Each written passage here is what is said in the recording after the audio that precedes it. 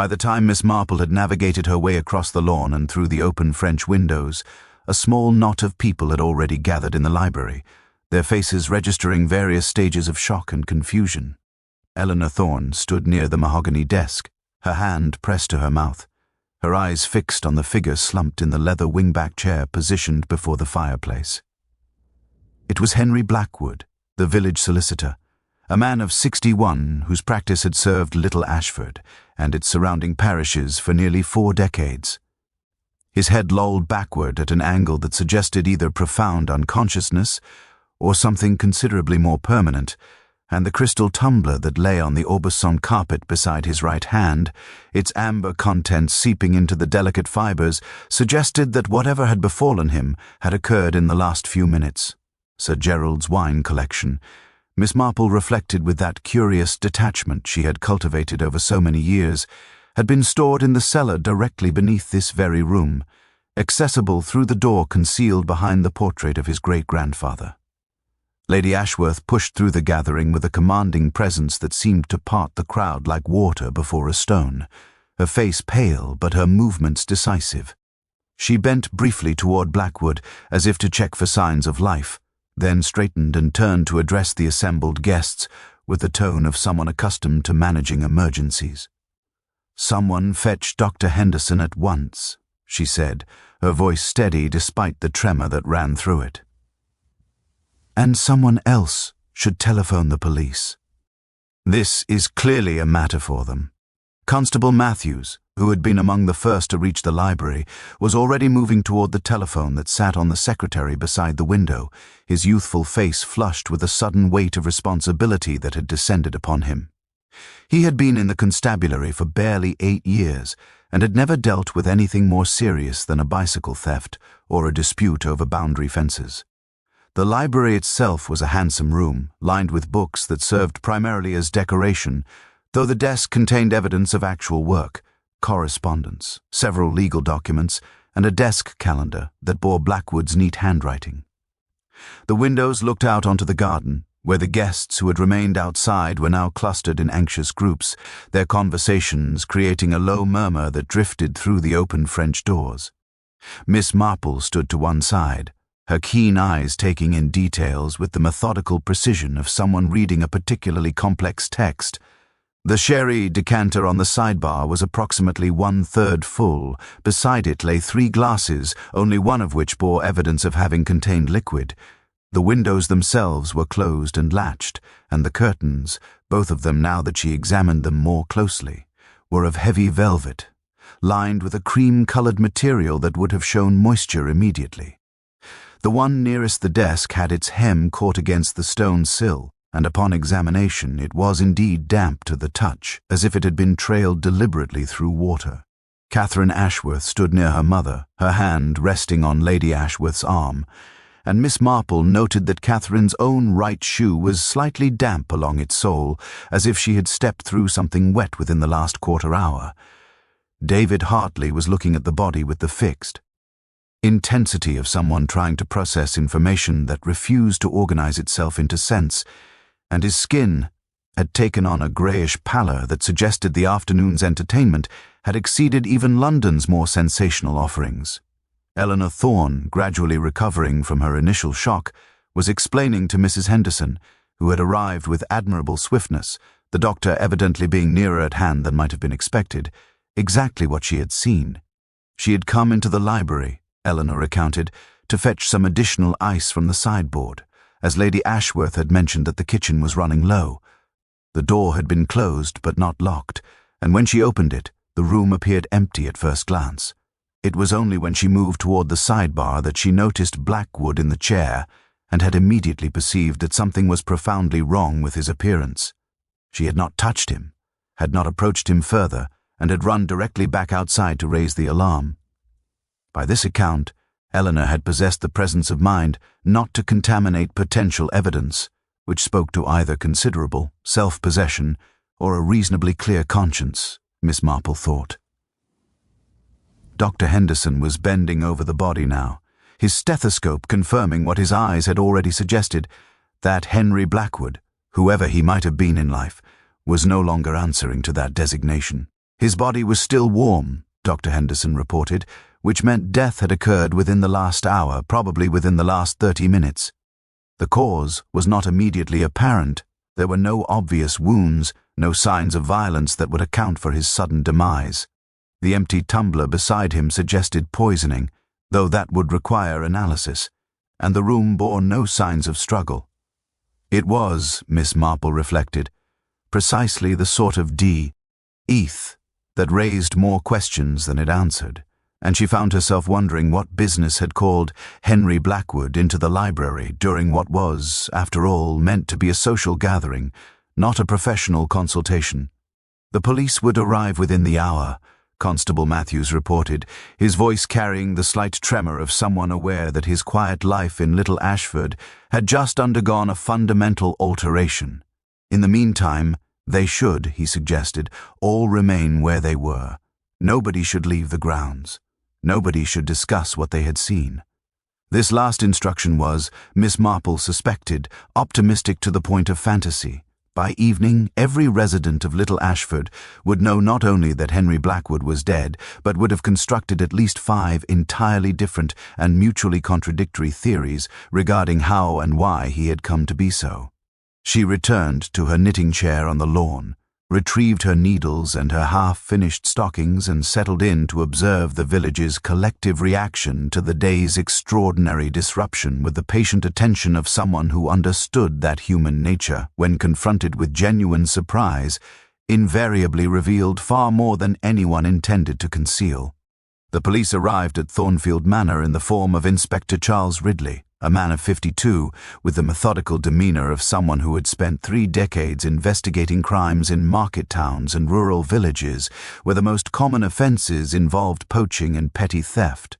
He was accompanied by Sergeant Willoughby, a younger man whose notebook seemed to contain more questions than answers as he began the painstaking process of recording statements from the assembled guests.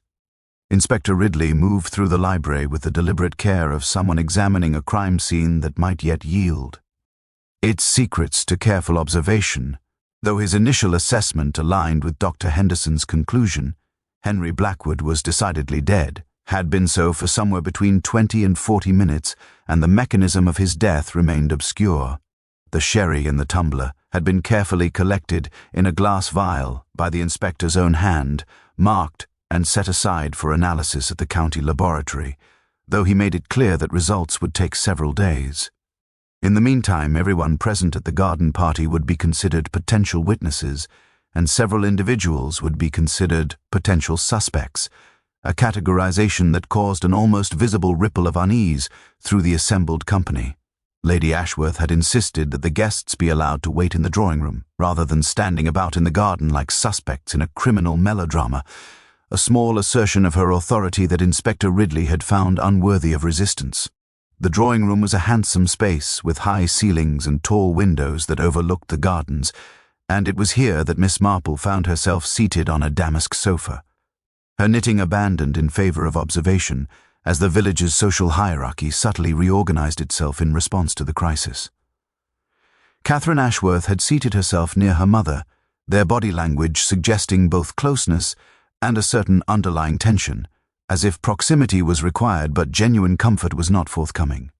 David Hartley stood near the fireplace, his long fingers drumming against the mantelpiece in a rhythm that spoke to considerable internal agitation, while Eleanor Thorne had been given a cup of tea by one of the household staff and was sitting with the careful posture of someone trying very hard to remain composed. Dorothy Winch, the postmistress, had positioned herself in a chair that afforded her an excellent view of the room's other occupants, her observational faculties apparently sharpened rather than dulled by the afternoon's catastrophic interruption. The Reverend Ashford was engaged in quiet conversation with Mrs. Henderson, while Gerald Marchant, the estate agent, looked decidedly uncomfortable, as if sudden death was an excellent advertisement for the unsuitability of the village as a residential location. Inspector Ridley had requested that Miss Marple remain available for questioning, as she had been among the first to reach the library, and she suspected that the young constable's rather garbled account of the afternoon's events had given rise to some confusion regarding her exact position when Eleanor Thorne had screamed, She was therefore unsurprised when, some 40 minutes after the inspector's arrival, she was summoned to the library to make her formal statement. The room had been cordoned off from the rest of the house, though Blackwood's body remained where it had been discovered, now covered with a white sheet that lent the scene a quality of theatrical macabre that Miss Marple found oddly appropriate.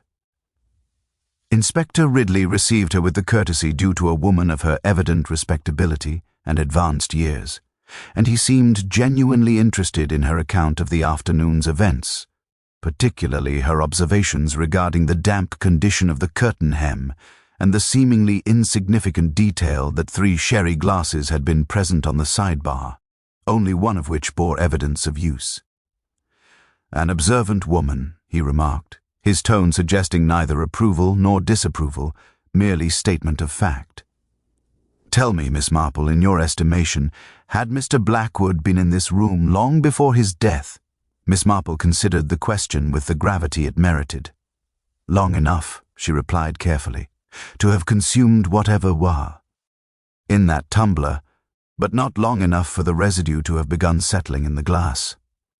The liquid, you understand, still clung to the sides rather than pooling at the bottom, and the curtain hem," she paused, choosing her words with deliberate precision, "was wet from water rather than damp from atmospheric moisture.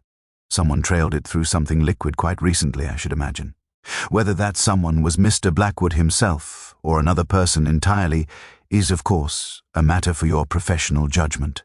The inspector's expression suggested that her observations had confirmed rather than contradicted his own preliminary conclusions.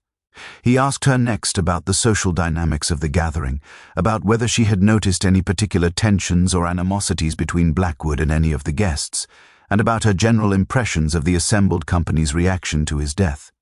Miss Marple answered these questions with her characteristic blend of gentle observation and careful understatement, mentioning that Catherine Ashworth's shoe appeared to be damp, that David Hartley had seemed rather nervous even before the discovery of the body, and that Eleanor Thorne's scream, while undoubtedly genuine, had been accompanied by a curious lack of the disorientation one might expect from someone encountering an unexpected corpse. As she spoke, Inspector Ridley's pen moved across his notebook with increasing frequency, and by the time he had finished questioning her, Miss Marple had the distinct impression that she had provided him with considerably more information than she had actually stated explicitly. It was a quality that had served her well over the years, the ability to communicate through implication and careful selection of detail, allowing intelligent observers to draw their own conclusions while remaining technically blameless if those conclusions proved incorrect. As she was dismissed to return to the drawing-room, she paused at the doorway and turned back to the inspector with an expression of gentle concern. "I do hope," she said, "that you will not assume that the most obvious explanation is necessarily the correct one. In my experience, murder, when it does occur, is rarely committed by the person one would most immediately suspect.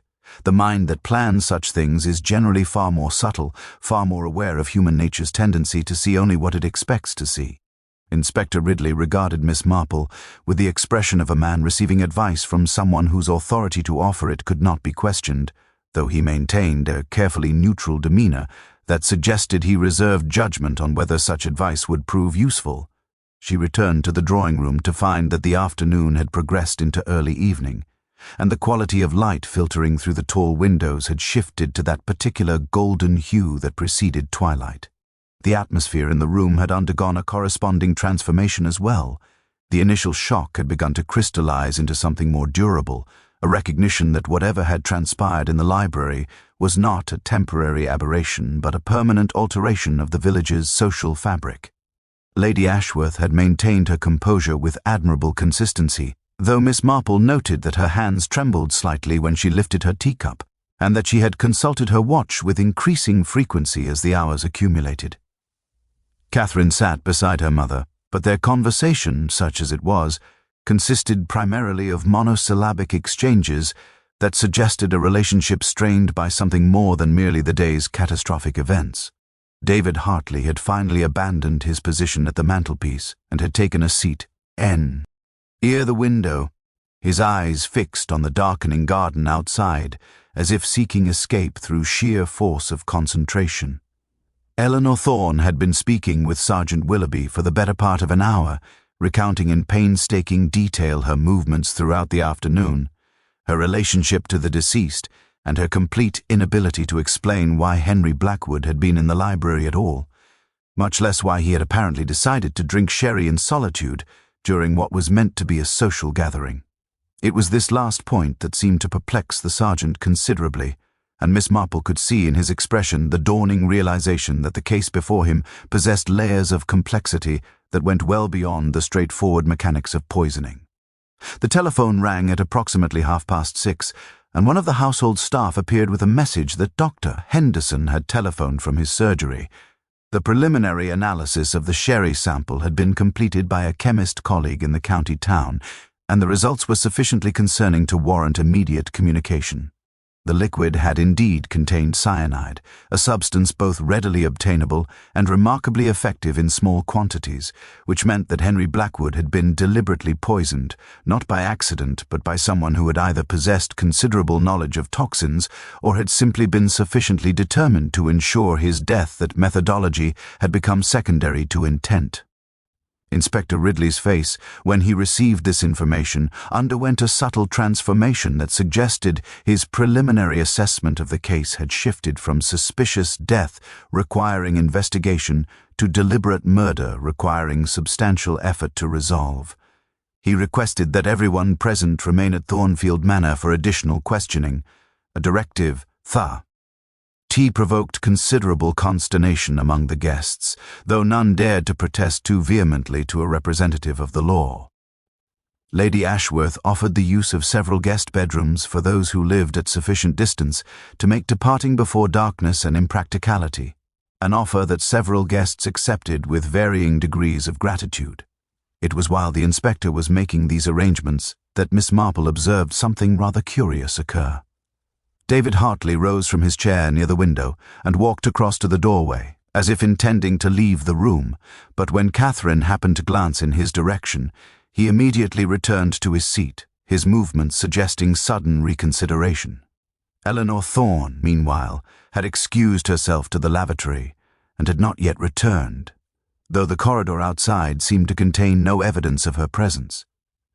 It was this small inconsistency that caught Miss Marple's attention, not because it necessarily indicated guilt, but because it suggested that someone in the room was sufficiently anxious about something that normal social protocols had begun to disintegrate. By 9 o'clock in the evening, a more formal state of affairs had established itself. Inspector Ridley had commandeered the morning room as his temporary office, and Sergeant Willoughby was conducting more detailed interviews with each guest individually, focusing on their movements during the crucial period between 2:30 and 3 o'clock, when Henry Blackwood appeared to have consumed the poisoned sherry. Lady Ashworth was questioned first, as a matter of courtesy and authority, and emerged from the morning room looking considerably more depleted than she had entered it. Catherine followed, and her emergence was accompanied by an air of defiance that suggested the questioning had not proceeded to her satisfaction. David Hartle. He was called next, and his interview lasted significantly longer than the others, prompting additional whispered conferences between the inspector and the sergeant. Eleanor Thorne was interviewed again, her second encounter with the law extending well past the point at which her initial testimony might have been exhausted, suggesting that the investigators had begun to form some preliminary hypothesis regarding her potential involvement. It was nearly midnight when Miss Marple was finally permitted to retire to one of the guest bedrooms that Lady Ashworth had offered.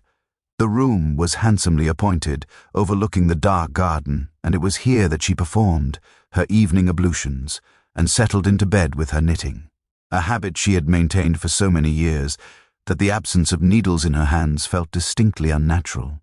She had knitted perhaps a quarter of a row when she heard footsteps in the corridor outside her door, deliberate, careful footsteps that suggested someone moving with conscious attention to stealth. The footsteps paused outside her room, then continued onward, and Miss Marple found herself wondering whether Henry Blackwood's murder, rather than being an isolated incident born of passion or sudden rage, might represent something considerably more calculated, more deliberate, and more carefully orchestrated than anyone had yet begun to suspect. She set aside her knitting, extinguished her bedside lamp, and allowed herself to contemplate the peculiar psychology of murder in a small village where everyone knew everyone else's business, and where secrets, once properly concealed, could remain hidden for decades if one possessed sufficient cunning. Morning arrived at Thornfield Manor with the indifference characteristic of natural phenomena, offering no insight into the moral complexities that had transpired within its walls during the previo. Us afternoon. Miss Marple rose early, as was her habit, and found her way to the breakfast room where a modest spread had been laid out by the household staff, though the usual convivial atmosphere of a country breakfast had been replaced by something considerably more strained. Lady Ashworth was already seated at the table, working her way through a cup of tea with mechanical precision, her earlier composure showing distinct signs of fracturing. Catherine entered some minutes later, her appearance suggesting that she had slept poorly if at all, and she took her place opposite her mother without engaging in conversation beyond the most perfunctory acknowledgement of Miss Marple's greeting. Inspector Ridley appeared at approximately 8 o'clock, accompanied by Sergeant Willoughby and a third individual whom he introduced as Detective Constable Martin, a specialist in toxicology and forensic examination, who had been sent from the county headquarters to provide additional expertise. The inspector's manner had undergone a subtle but significant transformation overnight. What had been merely careful and methodical had evolved into something more grimly purposeful, suggesting that his preliminary investigations had yielded information sufficiently significant to alter his understanding of the case's fundamental nature. He requested that everyone remain in the drawing room while he and his colleagues conducted a thorough examination of the library and the surrounding grounds, a process that would require several hours and would necessitate the cooperation of everyone present. It was while waiting in the drawing room, with nothing to occupy her hands but her knitting, and nothing to occupy her attention but the increasingly tense dynamics of the assembled company, that Miss Marple began to perceive the true architecture of the crisis. David Hartley sat reading a novel with an intensity that suggested he had no genuine interest in its contents, his eyes moving across the pages without registering comprehension. Eleanor Thorne gazed out the window with the fixed stare of someone whose thoughts were engaged in processes far removed from the pleasant countryside visible beyond the glass. Dorothy Winch, the postmistress, had attempted to engage Mrs. Henderson in conversation, but the doctor's wife had found reasons to excuse herself and had taken refuge in an armchair with a magazine, though her attention seemed equally artificial. The Reverend Ashford had produced his breviary, ostensibly to engage in prayer or scripture reading, though he consulted it with a frequency that suggested its primary function was to provide a barrier against unwanted social interaction. It was in this atmosphere of collective anxiety and carefully maintained facades that Gerald Marchant, the estate agent, committed what might be described as either a tactical error or a moment of genuine human concern. He raised a question that no one else had yet articulated. "I wonder," he said, addressing the room at large, "whether anyone actually knew Mr. Blackwood well. I mean, truly knew him, not merely as a professional acquaintance or social neighbor." His question hung in the air with the quality of something genuinely disruptive, and Miss Marple noted with interest the various reactions it provoked. Catherine Ashworth's hands stilled momentarily over her lap. Eleanor Thorne's jaw tightened almost imperceptibly. David Hartley turned a page of his novel with deliberate care. Lady Ashworth, who had remained silent through most of the morning, spoke with careful precision. "Mr. Blackwood was a valued member of this community for many years," she said. "He managed the affairs of several families in the area, including my own. As to whether anyone knew him well, that is perhaps a question more appropriately directed toward his professional colleagues or his personal acquaintances." It was, Miss Marple reflected, a response that revealed considerably more through what it did not say than through what it actually communicated. She set aside her knitting and addressed Gerald Marchant directly. "You raise an interesting point," she said gently. "In my experience, solicitors often know considerable detail about the lives of others, their financial circumstances, their family conflicts, their secret arrangements, yet reveal very little about themselves. It creates an interesting asymmetry in human relationships, does it not? One person knows everything about the other, yet remains essentially a stranger. Eleanor Thorne stood abruptly.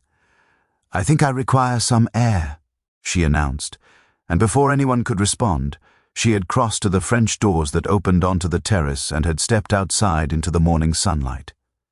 Miss Marple watched her go with particular attention, noting that Eleanor's hands trembled slightly as she reached for the door handle, and that her departure was followed by a perceptible relaxation in the room's tension, as if some carefully balanced equilibrium had been briefly disrupted. At approximately 10:30, Detective Constable Martin emerged from the library with Inspector Ridley, and they proceeded directly to the morning room, where they spent the next hour engaged in intense consultation with documents and notes. When the inspector reappeared in the drawing room, his expression suggested that certain preliminary theories had either been confirmed or substantially refined. He requested that Miss Marple accompany him to the library, a summons that provoked visible tension among the other guests, though none dared to protest. The library itself had been transformed by the investigator's methodical examination. Additional fingerprint powder coated various surfaces, and small numbered markers indicated points of interest that the investigators considered potentially significant. Inspector Ridley closed the door carefully behind them and turned to face Miss Marple with an expression that suggested he was about to impart information of considerable importance. "You mentioned yesterday," he began carefully, "that you observed 3 sherry glasses on the sidebar, though only one appeared to have been used. I wonder if you might have been mistaken in that observation, or whether your powers of observation might have detected something that our initial examination overlooked." Miss Marple's response to Inspector Ridley's question was characteristically measured, delivered with the calm certainty of someone whose observations had been made with deliberate precision rather than casual glance. She explained that she had indeed observed 3 glasses on the sidebar, positioned in a small cluster near the sherry decanter, and that while only one had contained liquid, the other 2 had borne faint traces of what appeared to be residue, the sort of marks one might observe on glasses that had been washed but not entirely dried, or alternatively, that had contained liquid some hours previously and had since been emptied and partially wiped. The inspector listened to this account with the expression of a man receiving confirmation of something he had already suspected, but needed to hear articulated by a credible witness, and when he had finished, he moved to the sidebar and carefully indicated the 3 glasses in question. Detective Constable Martin, who had been observing this exchange with professional interest, produced a small container and proceeded to dust 2 of the glasses, those that Miss Marple had identified as bearing traces of residue, with fingerprint powder. The results were, from the inspector's expression, precisely what he had anticipated.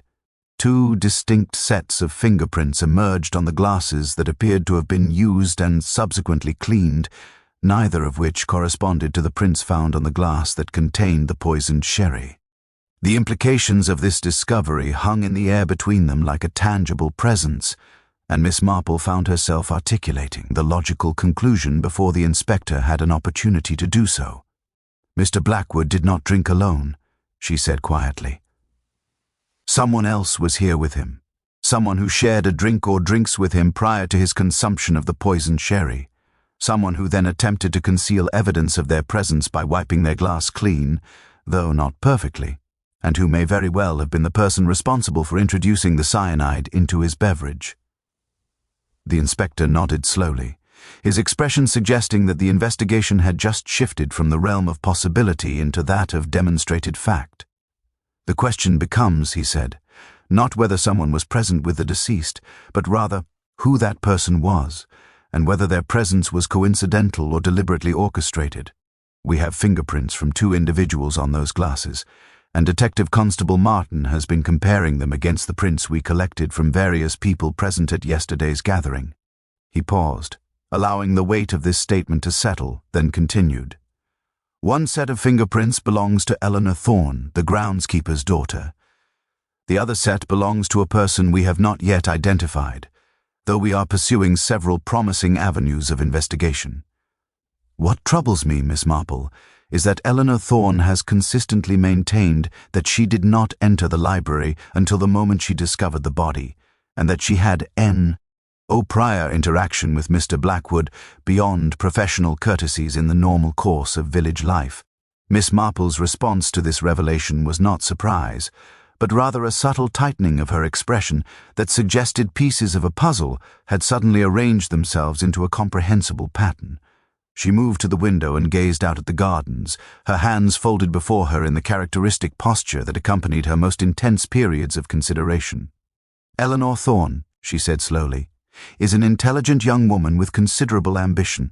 Her employment here at Thornfield Manor was, I suspect, not merely a position but an opportunity to acquire certain skills or connections that might facilitate her escape from the village and the limited prospects it ordinarily offers a young woman of her background.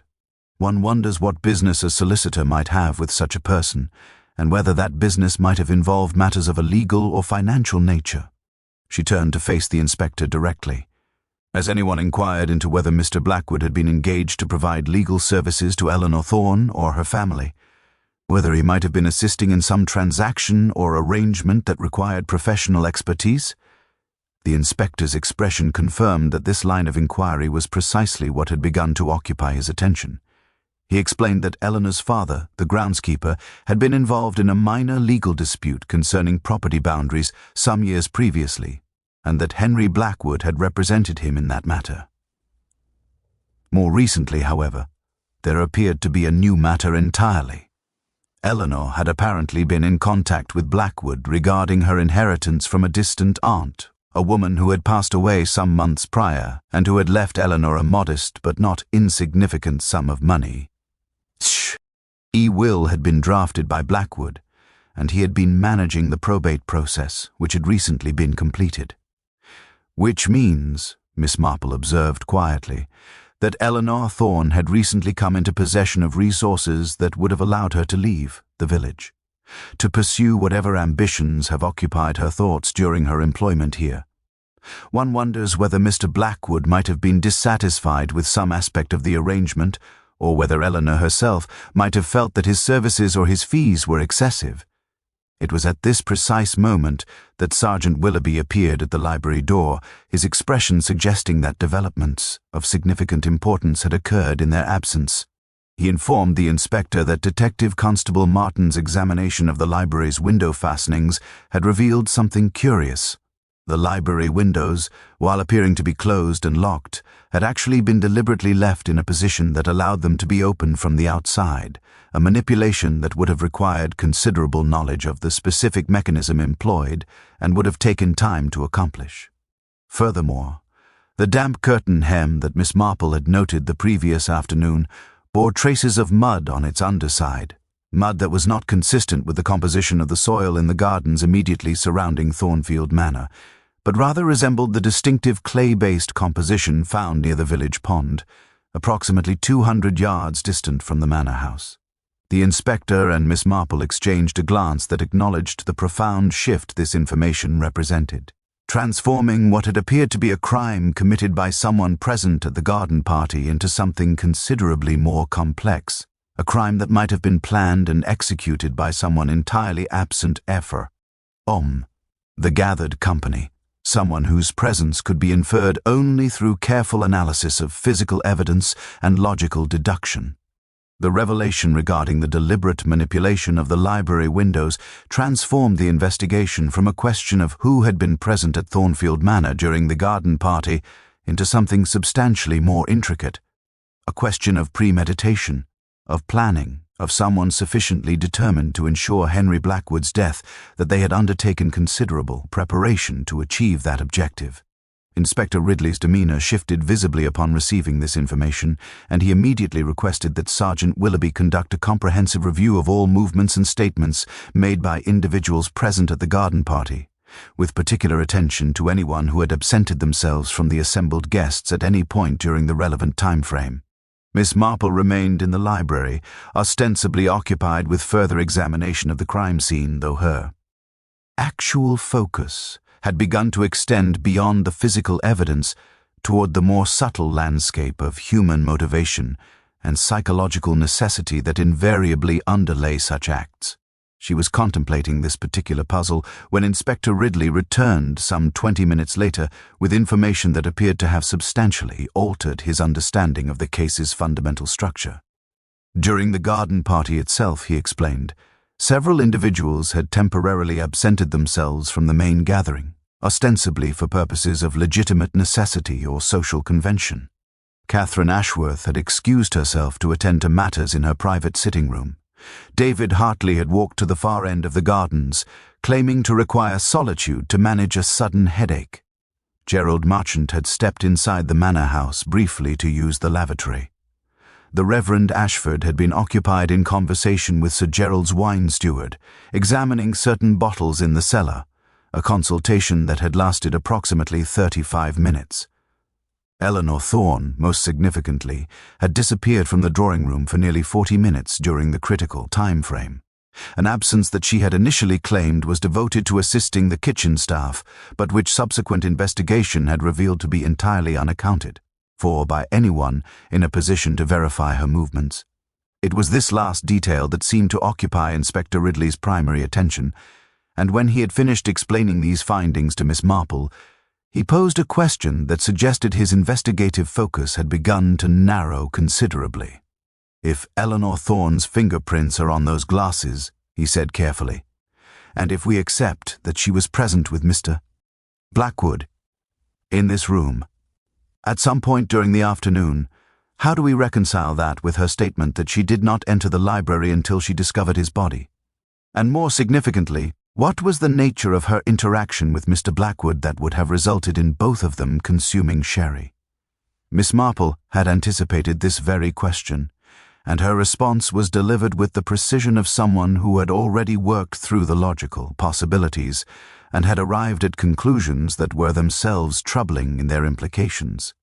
She suggested that Eleanor's presence in the library with Blackwood need not have been simultaneous with his consumption of the poisoned sherry, and that the fingerprints on those glasses might represent an entirely separate occasion. Perhaps Eleanor had indeed shared a drink with Blackwood on some previous occasion, perhaps within the library itself, and those glasses had subsequently been partially cleaned but not entirely removed. What mattered, she suggested, was not whether Eleanor had been present when Blackwood died, but rather why someone had gone to considerable trouble to manipulate the library windows and to introduce cyanide into his beverage in a manner suggesting premeditation and planning. It was at this precise moment that Detective Constable Martin entered the library with a leather portfolio containing documents that he had discovered in Blackwood's desk drawer. These documents, he explained, consisted of correspondence between Blackwood and various clients regarding matters of a highly sensitive nature. Among them were letters relating to an inheritance dispute, a matter involving a contested will, and most significantly, a series of communications concerning what appeared to be substantial embezzlement from a client's trust account. The embezzlement, the documents suggested, had occurred approximately 18 months previously, and the amount involved was sufficiently substantial to constitute a serious crime warranting criminal prosecution. The client in question had been none other than Lucy Penrose, Eleanor Thorne's closest friend, the young woman who had recently taken a position as a companion in the neighboring village. Inspector Ridley's expression underwent a transformation that suggested the entire landscape of the investigation had just fundamentally reorganized itself. He requested that Detective Constable Martin immediately contact the neighboring village and arrange for Lucy Penrose to be questioned regarding her relationship with Henry Blackwood and any financial arrangements or disputes that might have existed between them. In the interim, he determined that Eleanor Thorne should be confronted with the evidence regarding her presence in the library with Blackwood and should be given an opportunity to explain the nature of their interaction and the purpose of her false statements to the investigators. It was while these arrangements were being made that Miss Marple found herself alone briefly in the library, and it was during this solitude that she noticed something rather curious. A small scrap of paper that had fallen behind one of the bookshelves, partially visible and easily overlooked by anyone conducting a more cursory examination of the room. She carefully retrieved this scrap and found it to contain a single handwritten notation, £847 to deposit by Friday, confirm receipt. The handwriting was not Blackwood's, which she had observed on various documents in the desk, but rather appeared to be that of a younger person, someone writing with less formal training than Blackwood had possessed. The notation bore no date, though the quality of the paper and the fading of the ink suggested it had been written some months previously. Miss Marple held this scrap of paper between her fingers, considering its implications, and found herself arriving at a conclusion that was itself deeply troubling in its clarity. The crime that was being investigated was not, she suspected, a simple matter of passion or sudden rage, nor even a straightforward case of theft or embezzlement discovered and avenged. Rather, it appeared to be something considerably more calculated and more deliberate, a murder planned and executed with extraordinary care by someone whose motive lay not in what others might perceive, but rather in what Henry Blackwood had known about their financial circumstances or personal affairs. Miss Marple produced the scrap of paper and showed it to Inspector Ridley when he returned to the library, explaining precisely where she had discovered it and offering her preliminary analysis of its likely significance. The inspector's reaction suggested that this small piece of evidence had provided the final clarification necessary to transform scattered details into a coherent narrative, and he immediately placed the paper in an evidence envelope, marking it carefully, before turning to address Miss Marple with an intensity that suggested urgent action was now required. Within the hour, Lucy Penrose had been contacted and had agreed to return to Little Ashford for questioning, though her initial response to the inspector's inquiry had been notably evasive, suggesting that she possessed knowledge of circumstances directly relevant to the investigation and was struggling with the decision of whether to volunteer that knowledge or maintain silence. It was while waiting for Lucy's arrival that Eleanor Thorne was summoned to the morning room for her second and considerably more confrontational interview with the investigators.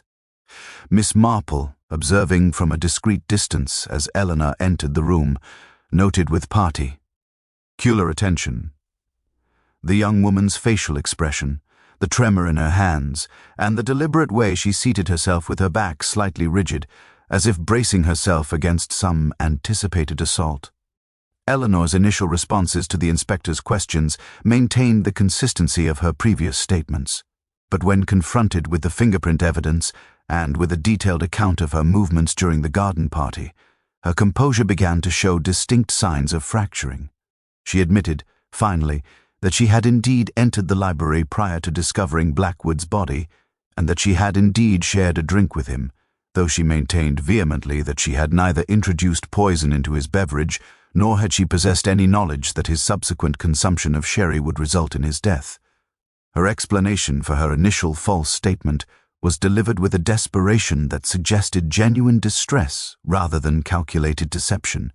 She had lied, she claimed, because she had feared that her presence alone with Blackwood would be interpreted as evidence of guilt, and because she had been advised by someone to conceal the nature of their interaction.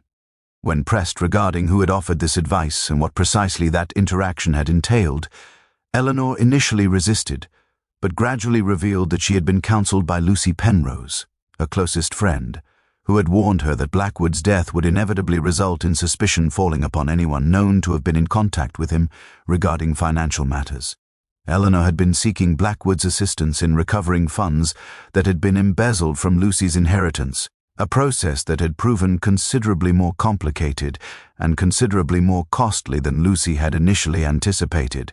Lucy had apparently expressed frustration with Blackwood's handling of the matter, and Eleanor, in her loyalty to her friend, had attempted to provide what support she could, which had included the arrangement of that sherry-shared afternoon in the library, an encounter that she had hoped might result in Blackwood accelerating his efforts on Lucy's behalf. It was precisely at this moment that Lucy Penrose herself arrived at Thornfield Manor, accompanied by a woman whom she introduced as her employer, Mrs. Catherine Preston, an elderly widow of considerable means who had engaged Lucy as her companion some months previously. Mrs. Preston's presence proved significant, for when Lucy was questioned regarding her knowledge of Blackwood's death and her communications with Eleanor concerning the cover-up of Eleanor's presence in the library, Mrs. Preston intervened with surprising vehemence. She revealed that Lucy had confided in her regarding certain financial irregularities in Blackwood's management of Lucy's trust account, irregularities that constituted embezzlement of precisely the amount specified in the notation that Miss Marple had discovered. Moreover, Mrs. Preston explained, she had herself engaged a private investigator to examine Blackwood's professional practices. Having become concerned about the handling of her own substantial estate, which Blackwood had been managing for approximately 5 years, the private investigator's findings had suggested that Blackwood had indeed been engaged in systematic embezzlement from multiple client accounts, a practice that had gone undetected for years due to careful manipulation of records and his position of trust within the community. Mrs. Preston had been preparing to bring criminal charges against Blackwood when news of his death had reached her, a development that had rendered legal prosecution impossible, but which had also raised certain questions regarding who, among his various victi, Ms. might have possessed sufficient motivation and sufficient desperation to resort to murder rather than justice through the courts.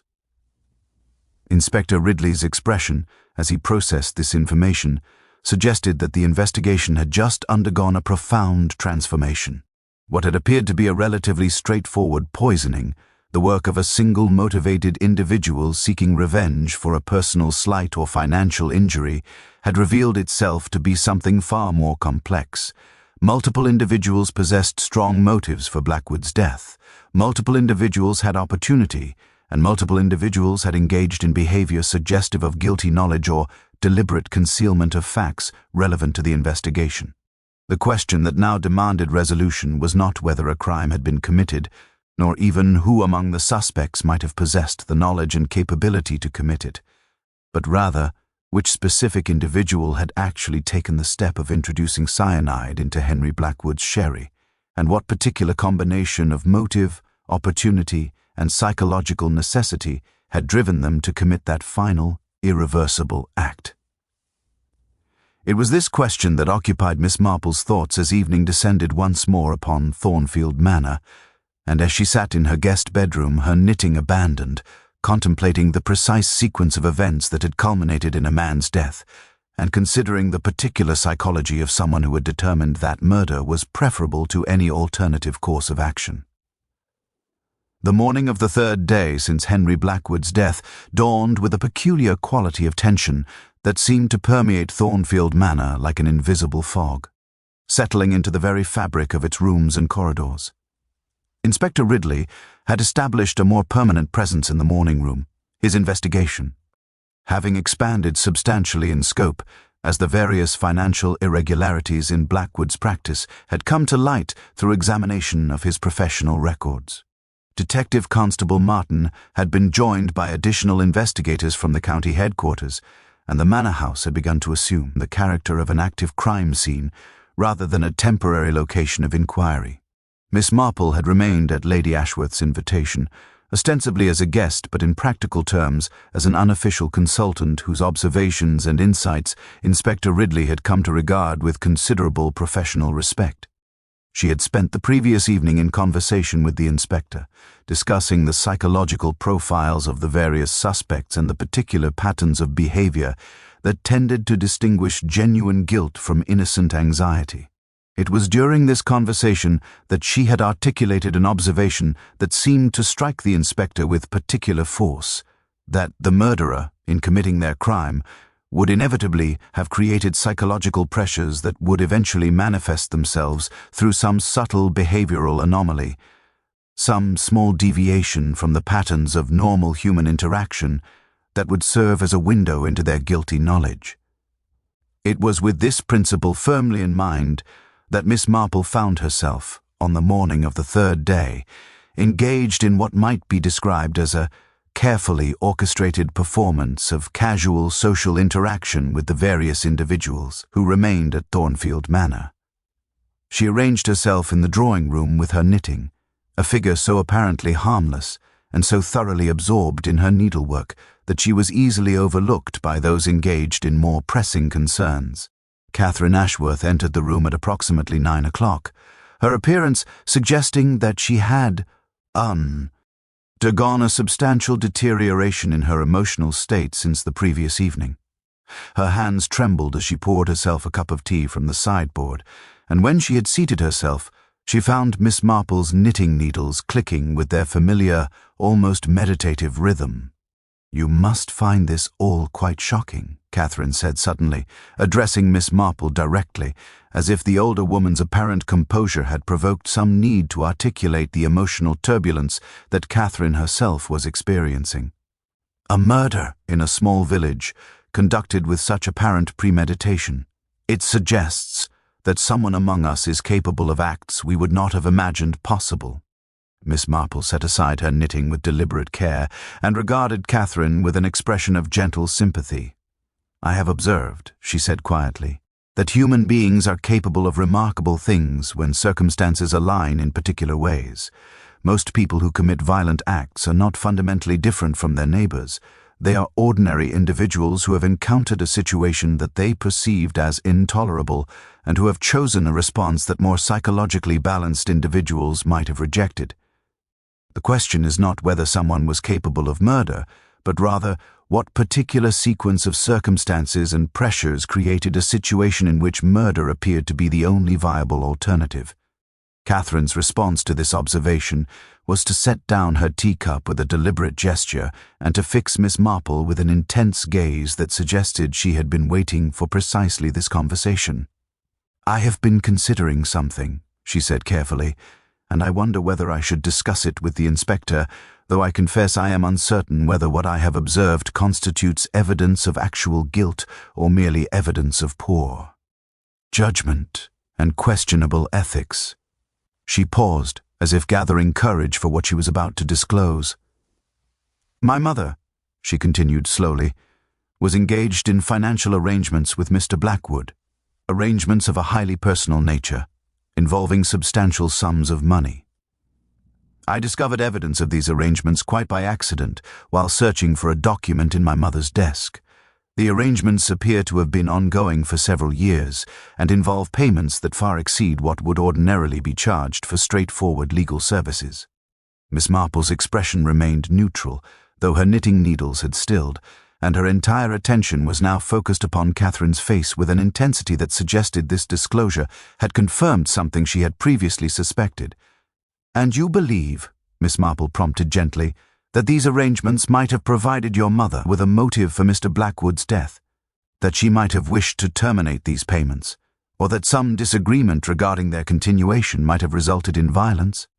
Catherine's response was not direct affirmation, but rather a complicated gesture that suggested her own uncertainty regarding what she suspected and what she could actually prove. It was at this moment that Inspector Ridley appeared in the doorway, his expression suggesting that he had been positioned outside the drawing room with sufficient proximity to overhear the essential elements of Catherine's confession. He requested that Catherine accompany him to the morning room, and as the two of them departed, Miss Marple found herself alone once more with her knitting and her thoughts, which had begun to arrange themselves into a pattern that possessed a dreadful clarity. The financial arrangements Catherine had described could represent several different scenarios, each with its own implications regarding motive and psychology. If Lady Ashworth had been engaged in some form of relationship with Blackwood that extended beyond the merely professional, then his death might represent liberation from an entanglement she had come to regret. Conversely, if Blackwood had been threatening to expose some circumstance regarding the arrangements, then her motive might lie in self-protection rather than anything more complicated. But there remained a third possibility, one that Miss Marple found herself considering with increasing certainty, that the financial arrangements had involved not Lady Ashworth's own interests, but rather those of her daughter Catherine, and that Blackwood's death might represent an attempt to protect not oneself, but another person whom one loved, a motive that transformed the crime from an act of self-interest into something considerably more psychologically complex and considerably more difficult to prosecute. It was precisely at this moment that Sergeant Willoughby appeared to inform Miss Marple that the inspector wished to see her in the morning room immediately, a request that suggested that the investigation had reached a critical juncture and that the inspector intended to employ Miss Marple's unique psychological insights to navigate toward the truth regarding Henry Blackwood's murder and the identity of the individual who had determined that his death was necessary. The morning room had been transformed into something resembling the interior of a solicitor's office, with documents arranged in careful order across the surface of what had once served as Lady Ashworth's writing desk, and with Detective Constable Martin positioned at one end of the table, his expression suggesting that he had been examining financial records with the intensity of someone attempting to decipher a particularly complex code. Inspector Ridley rose as Miss Marple entered, gesturing toward a chair that had been positioned for her comfort, and his demeanor suggested that he had arrived at conclusions of sufficient significance to warrant her participation in the final stages of the investigation. He began by explaining, with the methodical precision characteristic of his investigative approach, the precise nature of the financial arrangements that Catherine Ashworth had disclosed. Lady Ashworth had indeed been engaged in payments to Henry Blackwood, but these payments had not been for services rendered to herself. Rather, they had been made on behalf of her daughter Catherine, and they related to a matter of considerable delicacy that had occurred approximately 4 years previously. Catherine had become romantically involved with a man of questionable character and dubious financial circumstances, a man who had subsequently disappeared from the village under circumstances that suggested he had absconded with substantial sums of money belonging to various individuals, including a sum that had been entrusted to him by Catherine herself. The embezzlement had not been prosecuted due to the involvement of certain prominent families in the village who wished to avoid the scandal that prosecution would inevitably have occasioned. Instead, arrangements had been made through Henry Blackwood, who had negotiated a settlement whereby the various victims would receive partial recompense through private payments that would be handled with absolute discretion. Lady Ashworth had undertaken to pay the entirety of Catherine's portion of this settlement, a decision that had resulted in substantial financial obligation extending over several years.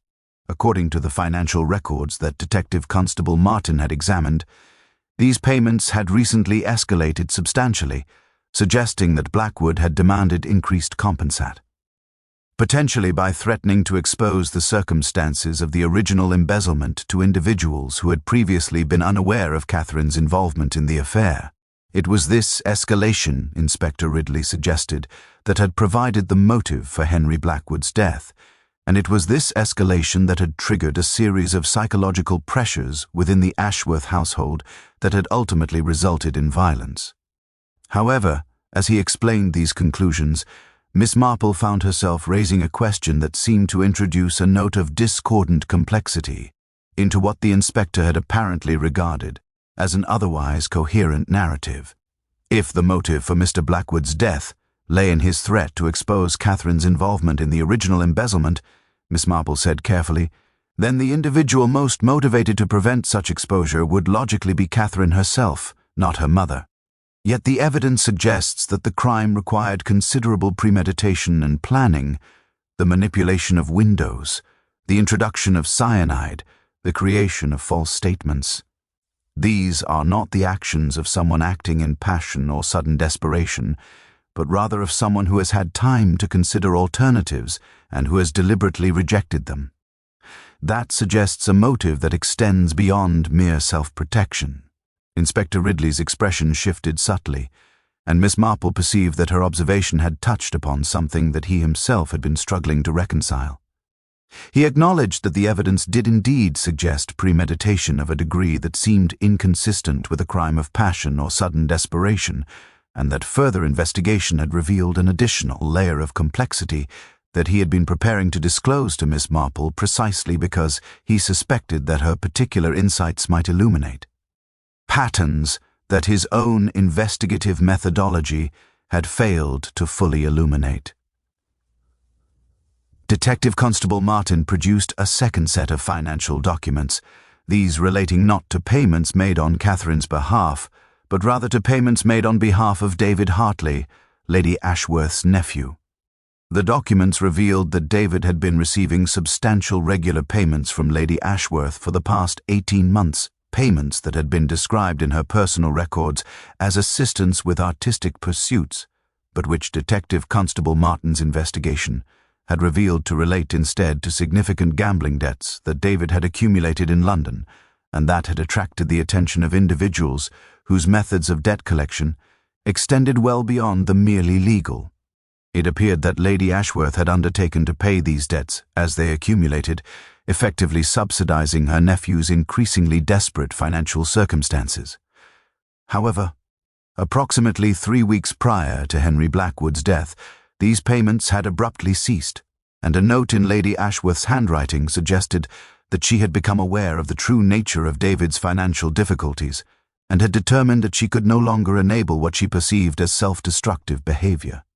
This cessation of financial support had apparently prompted David to seek alternative sources of funding, sources that Blackwood's financial records suggested had been located through arrangements involving the embezzlement of client trust accounts, arrangements that would have provided David with substantial sums, but that also would have inevitably resulted in Blackwood's exposure as a criminal, and thus in criminal consequences for anyone who had benefited from his misconduct.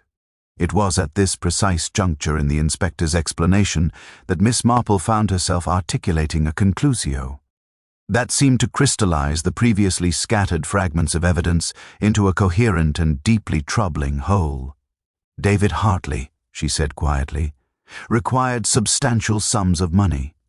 Henry Blackwood was engaged in embezzlement and was therefore potentially willing to provide those sums to someone who would ensure his silence.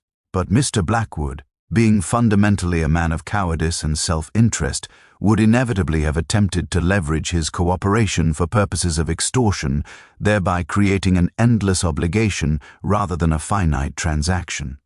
From David's perspective, therefore, Mr. Blackwood's death would represent not merely the elimination of a threat, but the liberation from an impossible situation.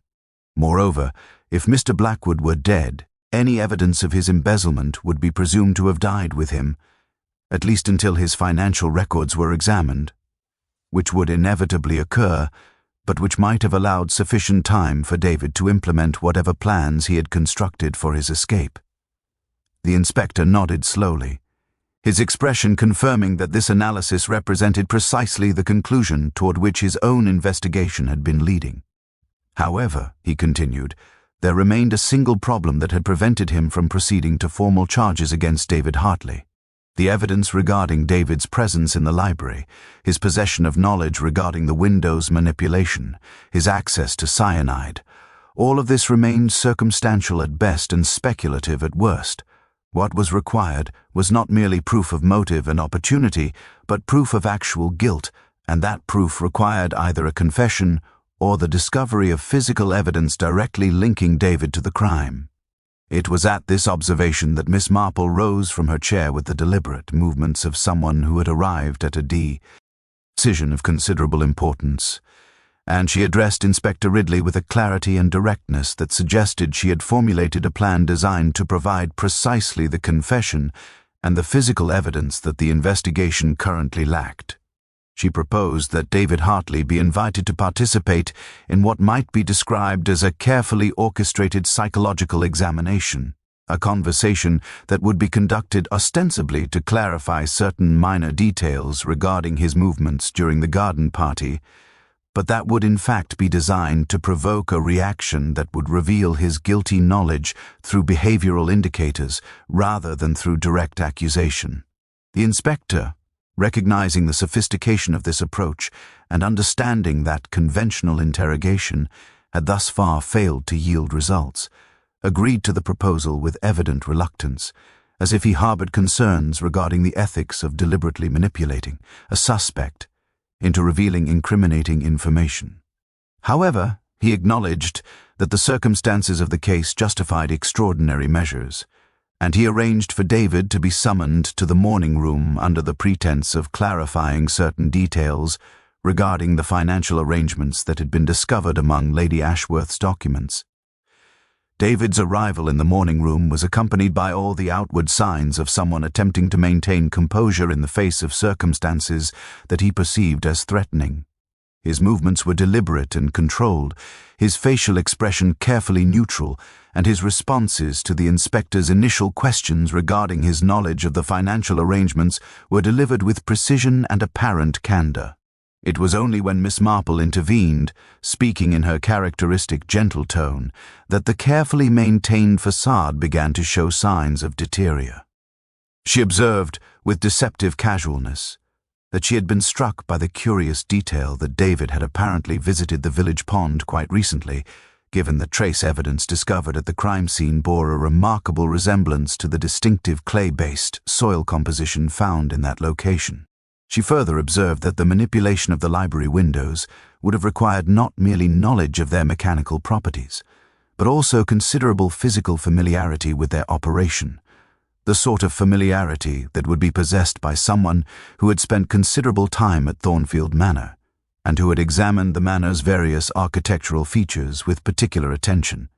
Most significantly, she noted that a person who had deliberately poisoned another individual would necessarily experience considerable psychological disturbance in the aftermath of that act, a disturbance that would manifest itself in subtle behavioral anomalies, a heightened startle response, difficulty maintaining consistent narrative, an unconscious tendency to return to the scene of the crime or to seek reassurance regarding whether the crime had been discovered. As Miss Marple articulated these observations, David's composure underwent a visible deterioration. His hands began to tremble, his breathing became noticeably irregular, and his eyes began to move toward the door with the desperation of someone seeking escape from an enclosed space that was becoming progressively more suffocating. It was at this moment of maximum psychological pressure that Inspector Ridley produced the final piece of physical evidence that had been discovered during the investigation.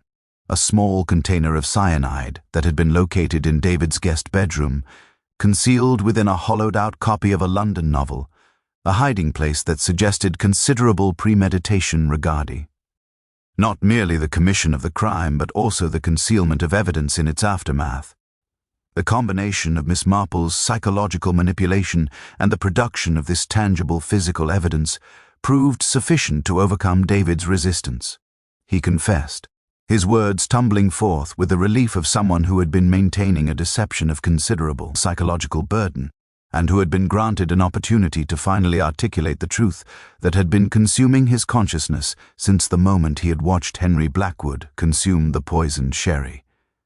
He explained, with apparent genuine remorse, that he had approached Blackwood regarding the possibility of engaging in embezzlement from client trust accounts, believing that he could repay his gambling debts through this mechanism and could then escape to the continent with sufficient resources to establish himself beyond the reach of his creditors. Blackwood had initially agreed to the arrangement, but had subsequently demanded increasingly extortionate fees for his cooperation, threatening to expose David's involvement if the fees were not paid. Recognizing that Blackwood was engaged in precisely the sort of blackmail that would ultimately result in his financial destruction, regardless of how much money he provided, David had determined that murder was the only viable alternative to a lifetime of servitude to Blackwood's demands.